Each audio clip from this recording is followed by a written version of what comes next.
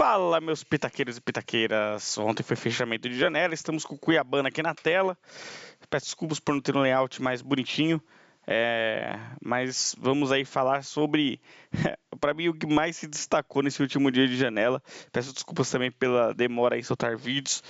Prometo estar mais dia a dia aqui com vocês. Amanhã, inclusive, tem pós-jogo do Brasil, né, no jogo da seleção. Eu gosto muito de acompanhar a seleção brasileira, então faço aqui toda a questão aqui para vocês, beleza? Ontem foi o último dia de janela de transferência aqui no Brasil e, cara, teve umas loucuras que aconteceram que a gente precisa falar e no final falarei um pouquinho também sobre o Corinthians, tá? O papel do Corinthians todo aí na janela, que eu tô vendo muita gente reclamando aí, eu tenho uma visão um pouquinho oposta, tá? O primeiro é o Cuiabana, né? Cuiabana anunciado no Nottingham Forest e depois ele anunciado lá o empréstimo dele até o final desse ano pro Botafogo. Então ele foi lá, tirou essa fotinha e voltou pro Brasil. E para mim só mostra a loucura que é o Textor, né? A gestão Textor. Eu tinha o TikTok que eu falava de futebol, eu parei aqui eu não tenho nenhum vídeo sobre o Textor, né? Mas eu acho esse cara um câncer pro futebol brasileiro. A forma, não só como ele usa o Botafogo, mas como ele colocou em xeque os campeonatos de 23 ali, falando que foi roubado e tudo mais. E a forma como agora, né? O cara tá quebrado. Aí existe uma possível ligação dele com o Grego, o dono do Nottingham Forest. Né? A forma como ele trata o futebol brasileiro, a forma como ele trata o Botafogo. E a torcida do Botafogo, beleza, em não aceitar isso que eu tô falando. Os caras são campeão brasileiro, campeão da Libertadores, estão certinho em comemorar, tá tudo certo. Mas eu, como um cara que tá vendo de fora, eu não consigo gostar do Textor, acho ele um problema pro futebol. É um cara que vem aqui, não conhece nada daqui, coloca em xeque os campeonatos daqui, faz um monte de merda, dá jogador de graça para outro clube do grupo dele e tudo mais. Então, assim, é um cara bem questionável, entregou um relatório aí de VAR e tudo mais, patético, né, lá da arbitragem. Ai, o cara foi e errou no cruzamento. Porra, Tex, se não tem erro no futebol, não tem gol, amigo. Futebol é assim, não sei se você sabe disso, né, então acho o cara prejudicial e faz essas loucuras, né. Cuiabano foi apresentado lá, não é a primeira vez que isso acontece no Brasil também, né. Podia até trazer aqui outro exemplo que já teve, lembro que já teve, no cara ser contratado e emprestado no mesmo dia pro mesmo time anterior, né? O próprio Moscardo aconteceu isso recentemente, né?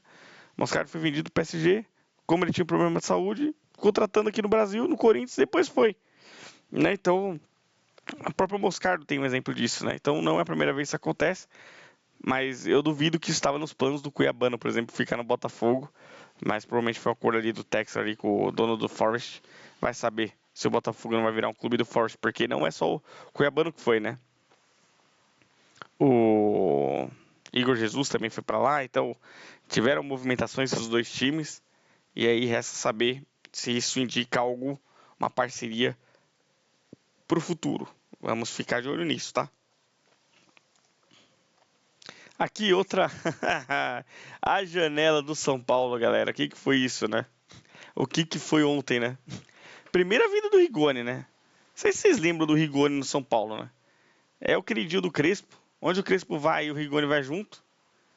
E aí agora ele de novo pediu o Rigoni e o São Paulo trouxe. Mas, meu, é um jogador patético, velho. Fraco. Tava vendo aqui o galera no Twitter falando, acho que é o Raí Monteiro, não foi ele que falou? Pô, o cara tem 4 gols, 5 gols nas últimas 4 temporadas, velho. É inacreditável o São Paulo ter contratado esse cara, meu. Inacreditável. Vem por um pedido do técnico, vem porque não tem dinheiro para contratar mais ninguém, o time tava quebrado também. E é isso, né? Vai com o Rigoni. E, no caso do Marcos Leonardo aqui, eu vou tratar com mais seriedade que alguns. Eu acredito nas informações que ele queria vir mesmo pro São Paulo. Faz muito sentido, né? Porque provavelmente era para ele ter ido para outro clube e não São Paulo, e ele bateu o pé. Tentou até o momento. Só que o jeito que o São Paulo quis a negociação, de graça, tudo mais, salário pago pelos caras, até achei que a Arábia ia fazer isso, porque esses clubes, Al Hilal, Al Nassr, o próprio PSG era assim, os caras estão nem aí com o dinheiro, né? Vai gastando, vai jorrando, precisar mandar o cara embora, manda. Os caras estão nem aí, os caras não têm pudor algum em fazer isso, né? Mas o Inzaghi, a diretoria do Al Hilal parece que não gostou muito da forma que o São Paulo negociou e seguraram o cara, ficaram meio bravos com ele lá, por ele ter batido o pé para mim pro São Paulo. E ele vai jogar só agora a Champions Asiática, né? Não vai jogar o Sauditão. Então, acho que foi uma boa tentativa do São Paulo tentar o Marcos Leonardo. Era uma chance barata de ter um centroavante bom. Não sou um dos maiores fãs do Marcos Leonardo, tá? Vamos lembrar que esse cara foi rebaixado com o Santos em 23 aqui no Brasil.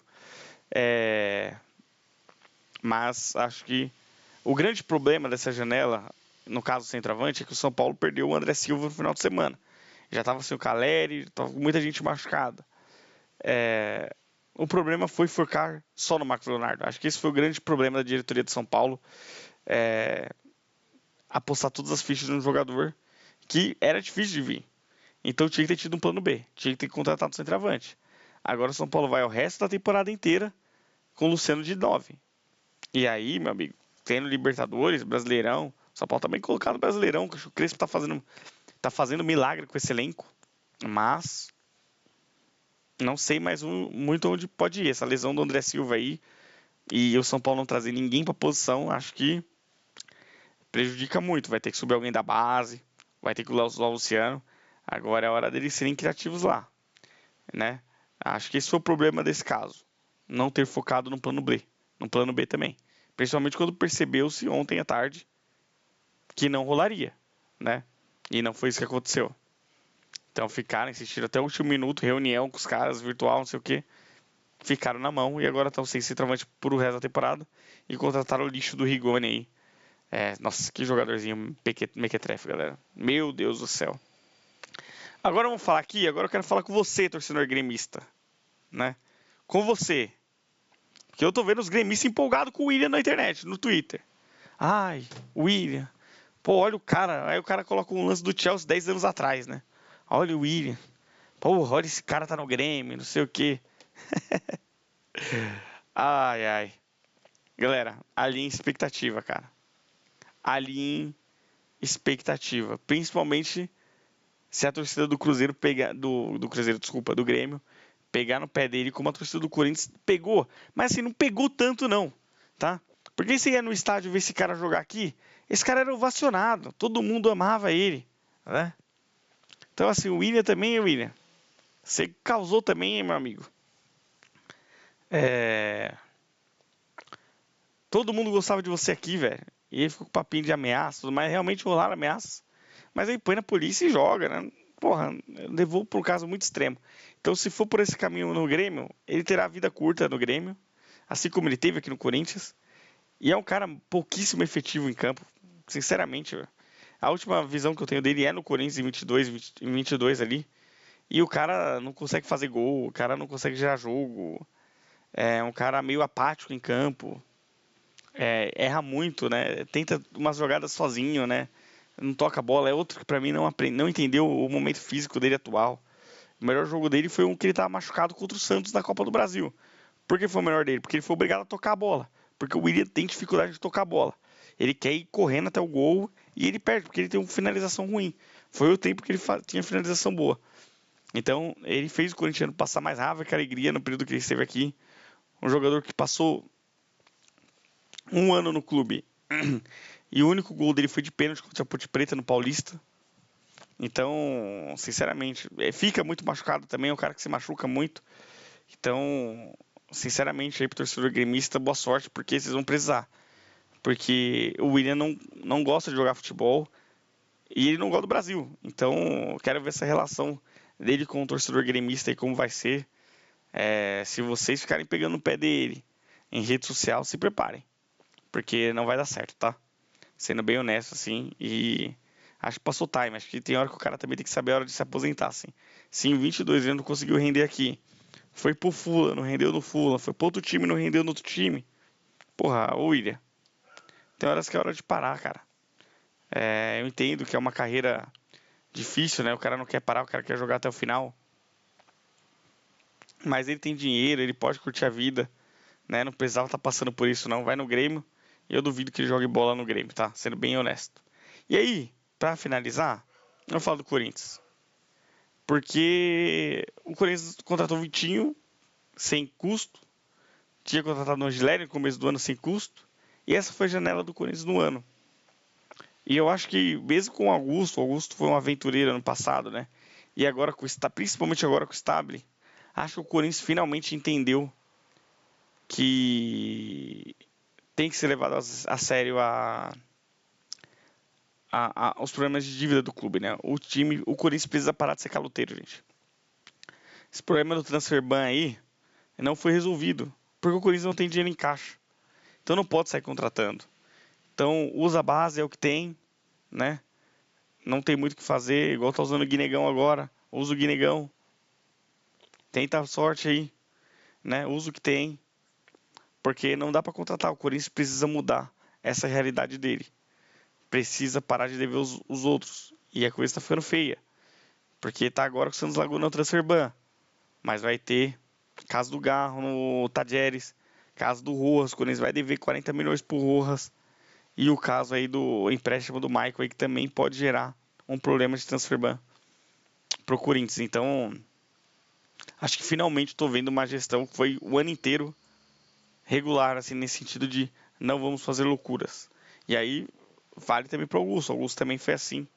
E o Stabile tá seguindo essa linha e tem que seguir, cara. Não tem jeito. O Corinthians está falido, gente. O Corinthians está quebrado.